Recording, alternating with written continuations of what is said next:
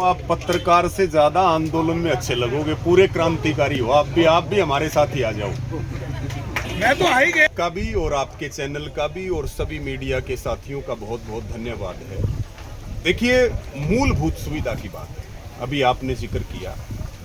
Hospital का मतलब है स्वास्थ्य, और जो भी नागरिक है उसका ये जन्मसिद्ध अधिकार है कि जो गवर्नमेंट है वो उसको हेल्थ अच्छी प्रोवाइड करवाए, हेल्थ की फैसिलिटी प्रोवाइड वो करवाए। तो कहते हैं हमने एम्स से दे तो दिया आपको।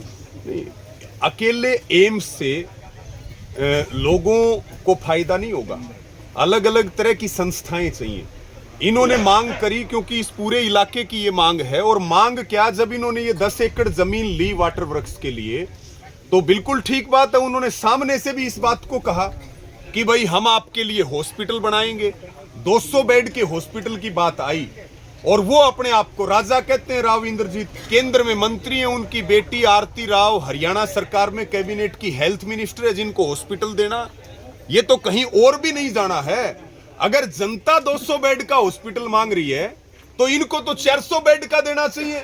सरकार का काम यही है, हॉस्पिटल बनाना, स्कूल खोलना, कॉलेज खोलना, यूनिवर्सिटी बनाना, और ये क्या करेंगे? तो लेकिन कौन इसमें टांग? जनता को चाहिएगा वो हम नहीं करेंगे, जो आंदोलन करके मांग करेंगे वो हम नहीं करेंगे। तो क्या हम आंदोलन नहीं, एक मिनट हम नहीं, देखिए, जब किसान आंदोलन हुआ 2020 और 21 में, इन्हीं नेताओं ने जनता को बरगलाने का काम किया, जनता को बहकाने का काम किया। आज जनता जागरूक हो रही है।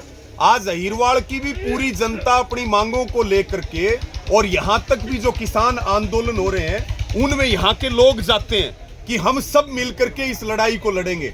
इनका मुद्दा यह है कि एक तो आंदोलन ना हो, दूसरा मुद्दा इनका यह है कि हम वो काम करेंगे, बिल्कुल ठीक बात इन्होंने कही, कि हम तो वहां काम करेंगे जहां हमें फायदा होगा, जहां जनता को फायदा होगा वहां काम नहीं करेंगे। जहाँ जनता बड़ा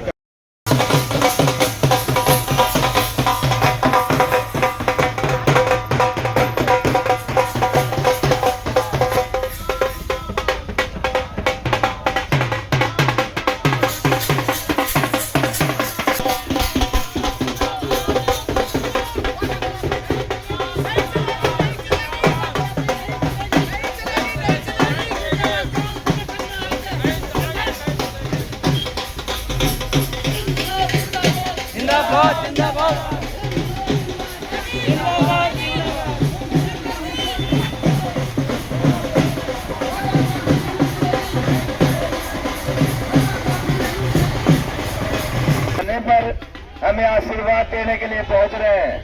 हम उन्हीं सभी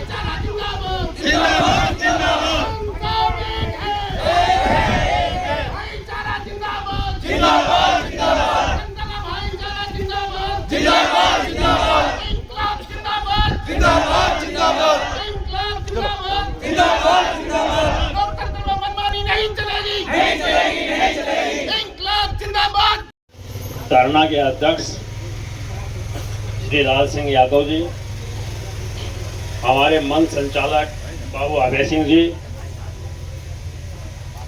और आज हमारे बीच में हमारे संघर्षशील साथी, सड़कों पर लड़ाई लड़ने वाले और इस हलके के पूर्व विधायक भाई रघु यादव जी, तमाम उपस्थित बुजुर्गों, नौजवान साथियों, माँ और बहनों, आज हमारे धरने का ये 57वां दिन है। 100 में 3 दिन बाकी हैं। 97वें दिन तक जो शानदार संघर्ष जो चला और उसका इतिहास लिखा जा चुका है। आज आंदोलन के इतिहास में रामगढ़ भगवानपुर अस्पताल बनाओ संघर्ष कमेटी जो भगवानपुर के लिए NH 71 के ऊपर जो अस्पताल की मांग को लेकर जो आंदोलन कर रही है, आज भाई रघु यादव के आने से एक नया अध्याय शुरू हो चुका है। मैं समझता हूं हमें इनका इंतजार था।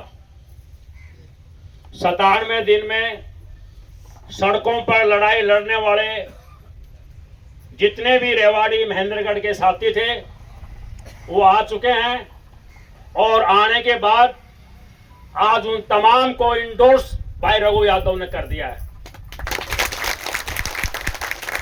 और आज से एक नई उम्मीद खड़ी हो गई है। 97वें दिन ये और 97वें दिन आगे का लगा लो। उस दिन जो आएगा उस दिन तक सरकार को, हरियाणा की सरकार को भगवानपुर NH 71 के ऊपर हॉस्पिटल बनाने का फैसला करना ही होगा, क्योंकि जनता की ताकत राज की ताकत से बड़ी होती है। राज की ताकत केवल तभी है तब तक जनता असंगठित है, जनता दिशाहीन है। अब हमारे आंदोलन को दिशा भी है, हमारा आंदोलन संगठित भी है, हमारा आंदोलन अनुशासित भी है।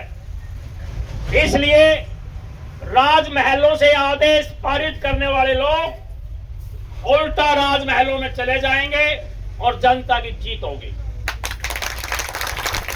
इस सरकार से हम 6 सवाल पूछ रहे हैं शुरू के दिन से आज तक, परंतु ना तो प्रदेश के मुख्यमंत्री, ना प्रदेश की स्वास्थ्य मंत्री और ना ही हमारे यहाँ के सांसद और केंद्रीय मंत्री उन सवालों का जवाब नहीं दे पा रहे हैं।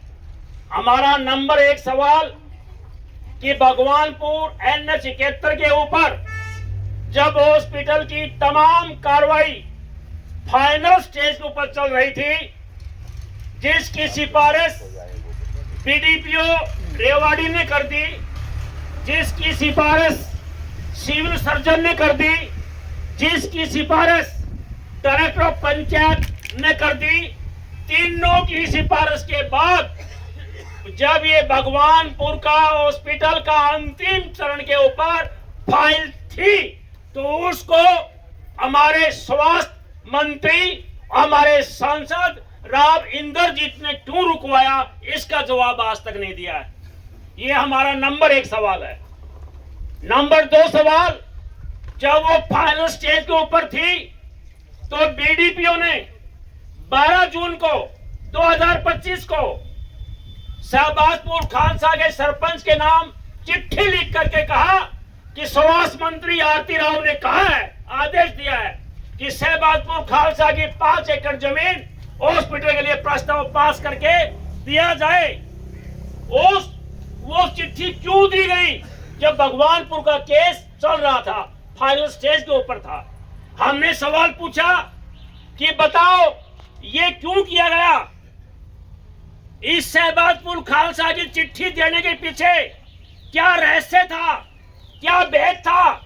हमने ये सवाल पूछा, उन्होंने इसका कोई जवाब नहीं दिया। और फिर 2019 में इसी की सरकार ने कहा कि सिविल हॉस्पिटल हम शिफ्ट करेंगे, ये घनी आबादी में है, यहाँ पर ये नीचा है, पानी बढ़ता है, चौमासा में काम नहीं होता, 2000 OPD है, जगह थोड़ी है, इसको शिफ्ट करेंगे। और शिफ्ट करने के लिए जब भगवानपुर पंचायत ने प्रस्ताव दिया, गोकलगढ़ का रिजेक्ट सरकार ने कर दिया, जमीन 5 एकड़ कम होने की वजह से, और फिर ये प्रस्ताव दिया गया, तो फिर उसके बाद सिविल हॉस्पिटल में दोबारा कह रहे हम वही बनाएंगे, जब आप पहले ये कह रहे थे, अब ये बात क्या कह रहे हैं? ये हमारे सवालों के जवाब हरियाणा सरकार, मंत्री कोई नहीं दे पा रहा है। ज्ञापन पे ज्ञापन भेजा जा चुके हैं। जवाब क्या दिया राव साहब ने कि 60% वोट मेरे को दी, 40 कांग्रेस को दी। इसलिए नहीं बढ़ाऊंगा। जवाब दिया कि रामगढ़ भगवानपुर के लोग मेरे से उम्मीद ना करें। जवाब दिया कि ये जो आंदोलन करने वाले हैं मैं इनके ऊपर मुकदमा दर्ज कराऊंगा। हमारी आवाज दबाने की कोशिश की गई है। हम भगवानपुर 71 के ऊपर हॉस्पिटल बनाने के लिए हम ये कह रहे हैं। ये 500 मीटर की दूरी के ऊपर आपकी सरकार कह रही है। हम ये कह रहे हैं शहर के साथ है। आप जानते हैं कल नगर निगम बनेगा। ये उपयुक्त जगह है। यहाँ रोहतक में जाने के लिए, दिल्ली जाने के लिए, माजरा एम्स जाने के लिए, जयपुर जाने के लिए यहाँ कनेक्टिविटी है। ये सरकार आपकी रिपोर्ट है। परंतु रामगढ़ भगवानपुर के लोगों ने अपमान के खिलाफ अपने सम्मान को जगाने के लिए राजमहल में जो मुर्दाबाद का नारा लगाया वो हमको इसकी सजा दे रहे हैं। ये क्या देश में लोकतंत्र है या तानाशाही है? मैं भाई रघु यादव से अपील करूंगा कि उम्र के इस पड़ाव के ऊपर एक बार फिर आप झंडा उठा करके आप जनता के बीच में जाएं, तमाम लोगों को जोड़ें। हम जीतेंगे, हम लड़ेंगे और जीतेंगे। धन्यवाद आपका। के तन मन धन से साथ हूँ। आप इस आंदोलन को आगे बढ़ाइए और इस फर्जीवाड़े को, इन फरेबी लोगों को अपने घर बैठाइए, इनको दूर कीजिए, इनको हटाइए। यही निवेदन मेरा आपसे है। और इसको अमल में लाने के लिए जहाँ जब जैसी भी जरूरत पड़ेगी रघु यादव हाजिर रहेगा। पंचायत का हर फैसला हमारे सिर माथे पर होगा। यह जो लड़ाई अब शुरू हुई है यह रुकनी नहीं चाहिए। बात थी, गद्दी थी, वो युधिष्ठिर सिंह तक चलती रही। युधिष्ठिर सिंह के बाद आए बलबीर सिंह नांगर पठानी के।